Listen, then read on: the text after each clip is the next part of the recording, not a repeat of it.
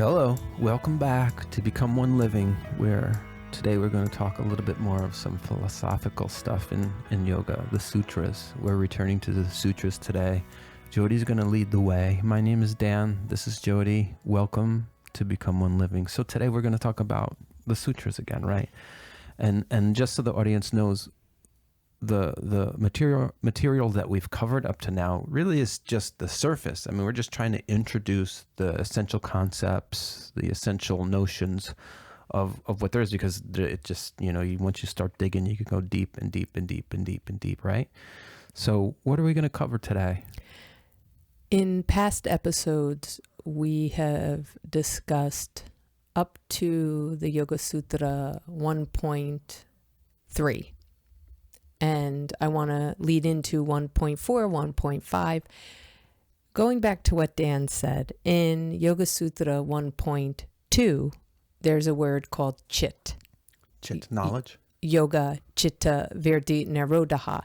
Yoga is the ceasing of the fluctuations of the mind. And in chit alone, there's three other aspects of chit. So when Dan just said, we're just touching the surface right now, this is just an introduction of the Yoga Sutras, if you haven't heard them, and interpreted through me, yes, as close as I can be, and how I've used them and experienced them. We will go back to the three different chits, like buddhi, manas. Manas means mind.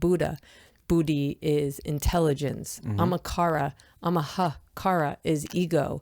So as I use one word, there's so many more levels to it. There's a depth to it, just like a depth in yoga.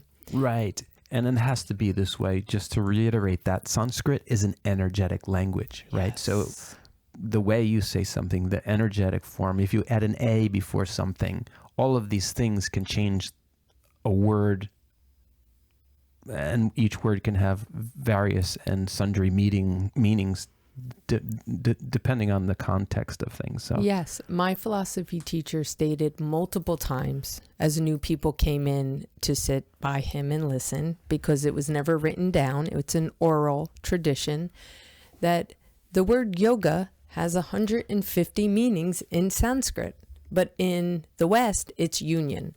There isn't words sometimes in the Western culture that can describe accurately with the depth. Yes, how it has this full life of its own. So again, I'm going to sprinkle and just start the conversation. So in the last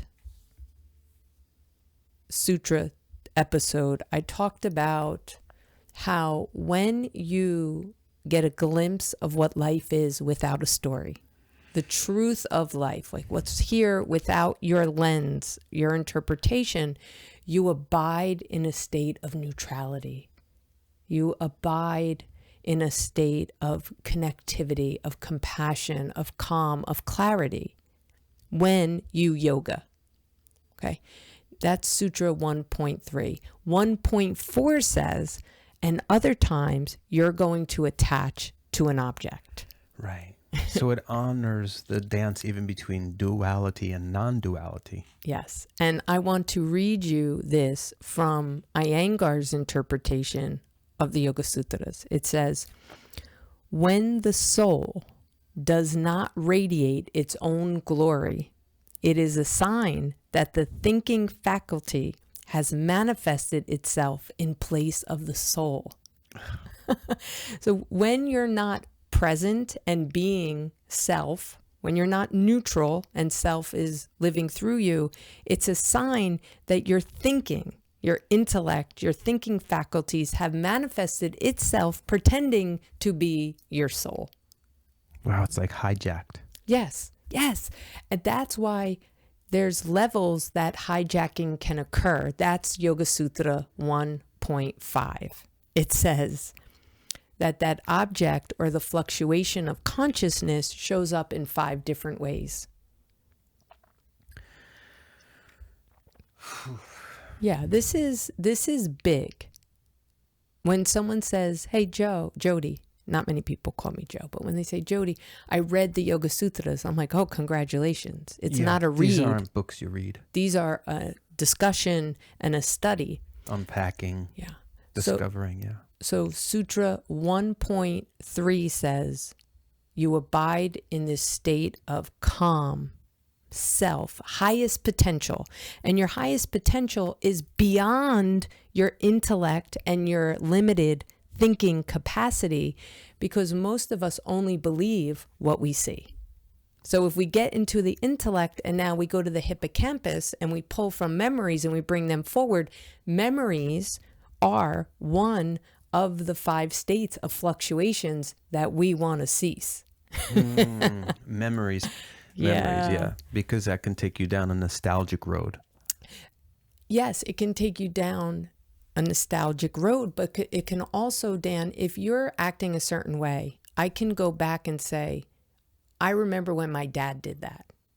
And I could bring that memory in and start to project onto you what daddy did to me. Do you see? Right. So, and then essentially you're not being present. Yes. And now that soul, my soul isn't radiating. A story is radiating. Gosh. A projection. Right. Through a lens that was created a long time ago. Lenses get created in childhood and they can be created in womb. They could be generational, which that's not woo-woo-y. That's proven now that trauma can get passed down through generation. Remembering as children, we imitate. Mm-hmm. So if we imitate mom and dad, aunt and uncle, brothers, sisters, we become them.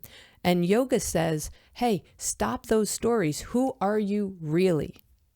Who are you under that story? When people say to me, that's just who I am. Is it? Really? Who are you? You're always a yeller?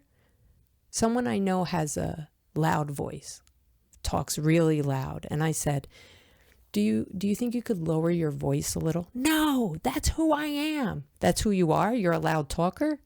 Yes, congratulations. That was a family member, by the way, so I can say that. It wasn't a student, but yeah. And this person, the louder they would speak, they thought I heard them more. Meanwhile, I shut down. So I'm going to go back because I get excited about this stuff. Yeah. So Yoga Sutra 1.1 says, now there's the system of yoga. 2 says, yoga is stopping the stories, these fluctuations. 3 says, when you do attain that, even briefly, you get a hit of bliss, of peace, of void, of neutrality. Then you remember who you are. I'm not a yoga teacher. That's not just who I am.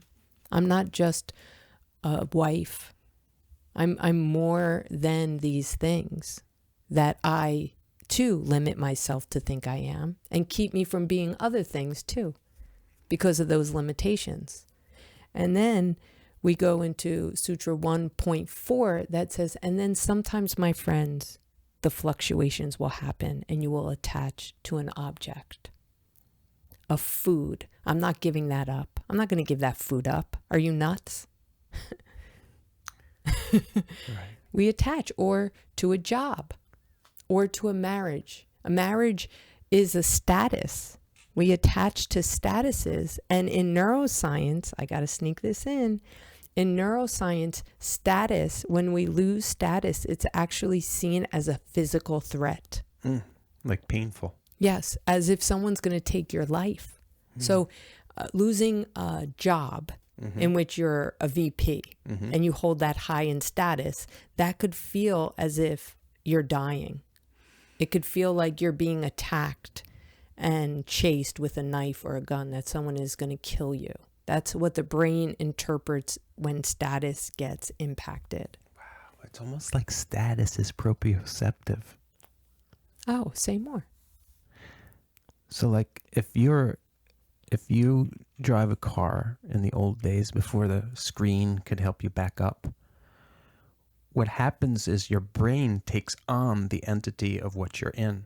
So when you're backing up, you'll know just about when you're going to touch the bumper behind you because your brain takes on that space.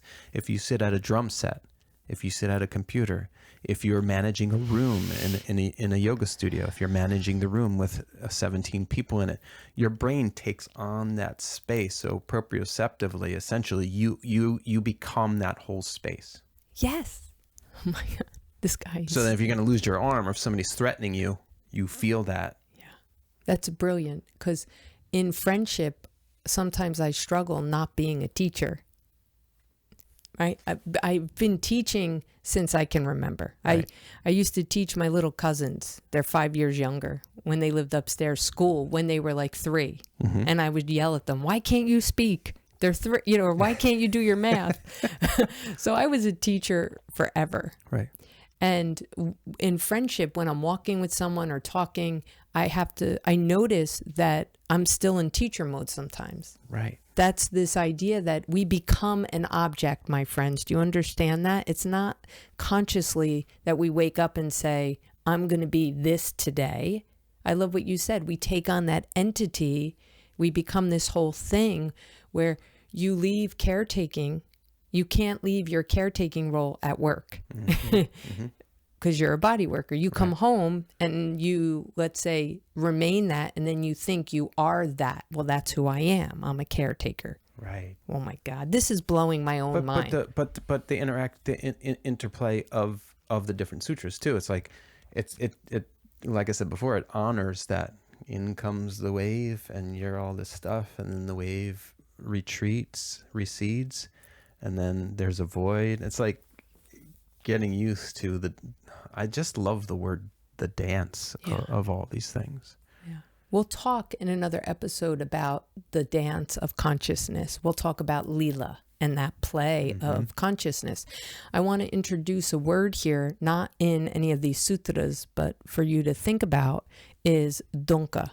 And dukkha means suffering. Okay. Mm-hmm. Stay with me here. It means suffering, and it means unsteady. Mm-hmm. So what dukkha says is life is suffering. That's in Buddhism, and it's in the Yoga Sutras, but all it's saying, and people get mad when they hear, oh, life is suffering, why bother? No, what it's saying is life is unstable. It's always changing. Right, and look at how that affects you, right? So flash back and forth between the neuroscience. If we can honor the fact that life is unsteady, then we can use a synonym and say it's unpredictable. And the brain doesn't like unpredictability. It prefers predictability. So, yeah. Right?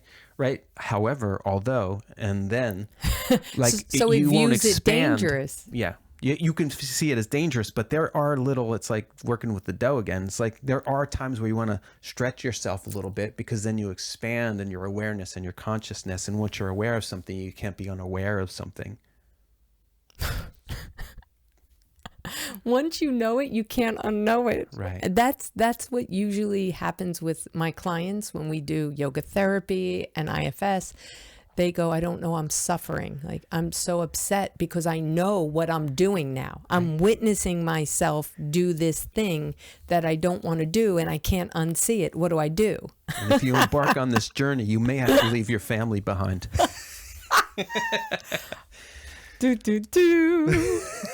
No comment. Judy Dummerstadt. No, any family. No, any family. I did run for the hills. I did leave my family when I was very young. Anyway, so vritti svarupyam itaratra. That is, at other times, the seer identifies with the fluctuation of consciousness. And the mind wants to hook onto something, and you shared neuroscience. I'm very proud of you, Dan. That idea that neuroscience says we love predictability. So there's nothing wrong with you. As we're talking about this, I get people that say, I can't calm my mind. I can't sit still. I can't focus. Perfect. You're human. There's nothing wrong with you. It is that you have to train a mind that was designed to be hypervigilant. It's designed to scan for danger. That's the prehistoric brain. So we live with this brainstem, prehistoric primal brain, longing to keep us alive, to predict what's going to happen. And then here comes yoga saying, let it go, man. Go with the flow. Well, it's like, oh my God, this is incredible. So it's like hopping in a Porsche on an island on say Jersey. Like there's an island off the coast of Ireland, and it's called Jersey, and there's a lot of wealth there, and there's these people with really fast cars, but there's nowhere to go. You can't do like 300 miles an hour on a mile that's like a little island, right? But this ebb and flow, I'm of the belief that more and more and more that if somebody has a question, the answer is already there. A question doesn't arise without you having some sense of the answer. So, and then the Bhagavad Gita, right? Being the player and seeing the field, being you're part of the field and you're the knower of the field, right? It's like all of these things. The more you can wrap your head around that you are at once it and not it. Yes. You're both. It's always both. And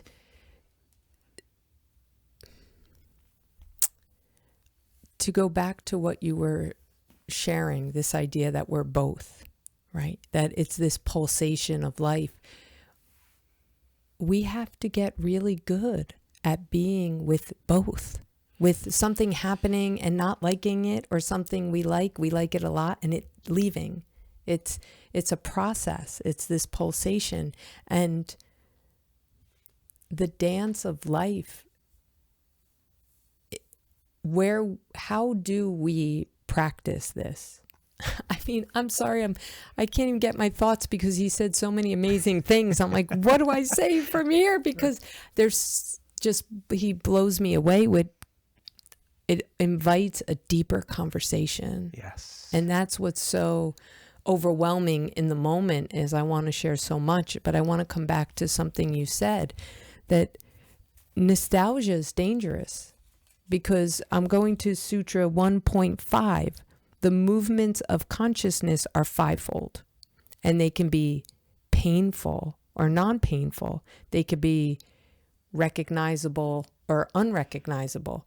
And that's what you just said. So after you attach to an object, there's these fivefold of consciousness, and one is memories. And now if you're stuck in a traumatic state, okay, post-traumatic stress syndrome or a trauma, and you're stuck in that, the lens you see is trauma. And therefore you're projecting that onto the world, and people think that's airy-fairy. It's not. It's actually your perception is altering what's happened according to memories, according to an experience.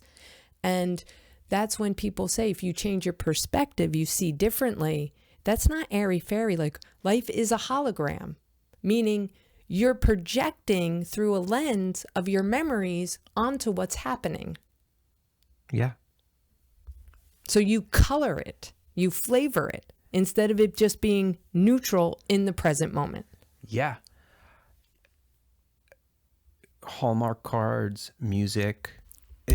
Nostalgia is like a gazillion-dollar business. To keep us where? Stuck in somewhere? To keep attached? Yes, to that past memory. Remember that time when? Yes.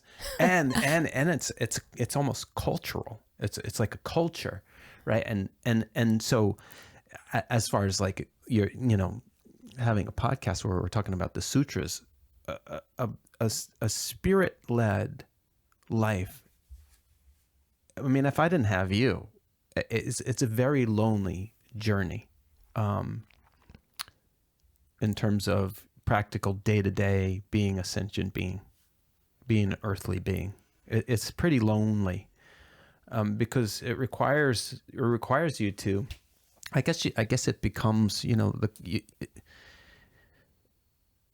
calm, peace, quiet, silence, aloneness, become appealing.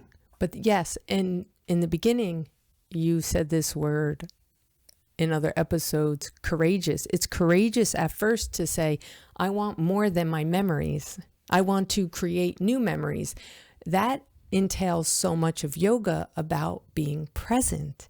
If you're in memory, you're not present, then you're not doing yoga.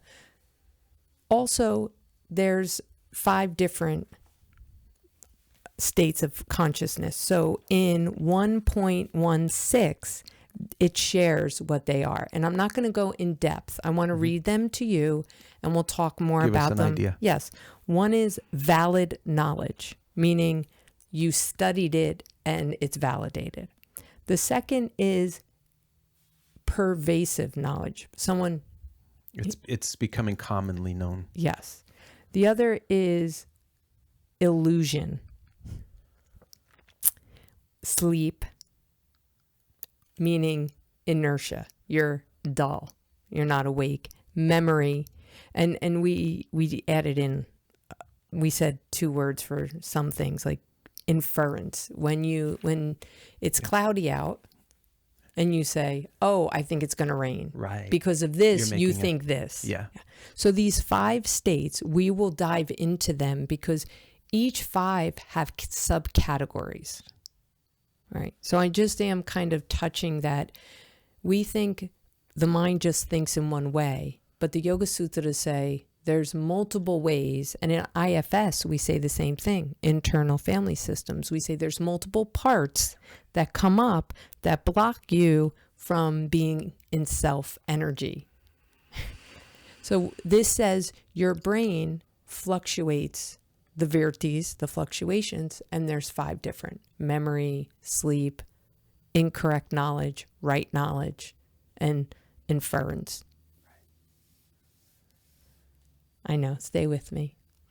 The rest of the sutras describe them in depth. That's what we'll go into because it gets really heady, my friends. That's why I'm skipping the headiness, because I want to share something. How do you get through this? Let's give you 1 point before we wrap up. 1 point, how? Practice and non-attachment. Abhyasa and Vyagraham. You keep practicing and practicing and practicing. When you don't want to, I have a hashtag that's called no matter what. And I have another one that we use at home, life or death. Mm-hmm. When I want to change a habit, I understand that I am primal, instinctual, and I want to stay alive. I'm a dinosaur, guys. Okay, everyone listening. Jody gets in dinosaur mode. She doesn't want to change. I think it's life or death. So when I want to wake up and meditate, I say it's life or death. That means I'm doing it because I want to live. I want to know myself. I want to know the trickery, the stories, the lies, the rationalizations I make for doing something. So you have to keep practicing something in yoga, focus. And then you have to be not attached to the result of getting it or not getting it.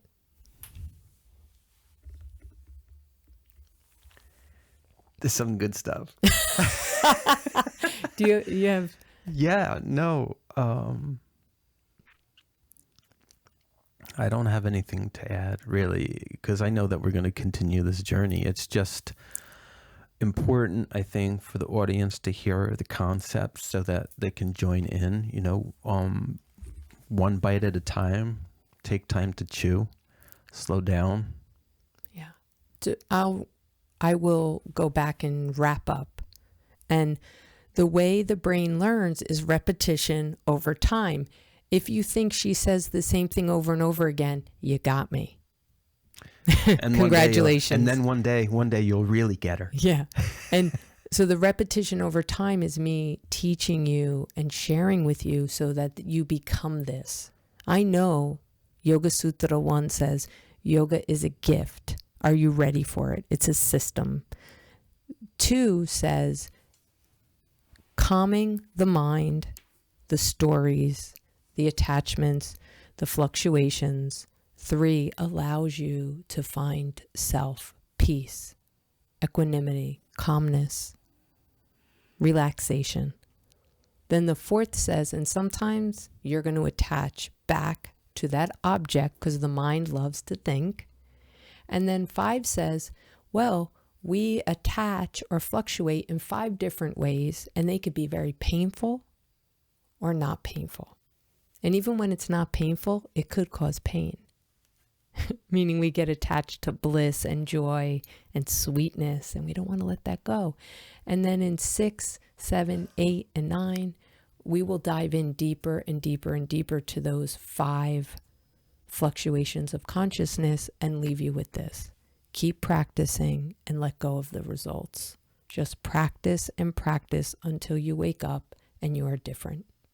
You sit in self and meet self, and you live more in this spaciousness of self and calm and connectedness and compassion. Cool. Become One Living at gmail.com. We love to hear from you.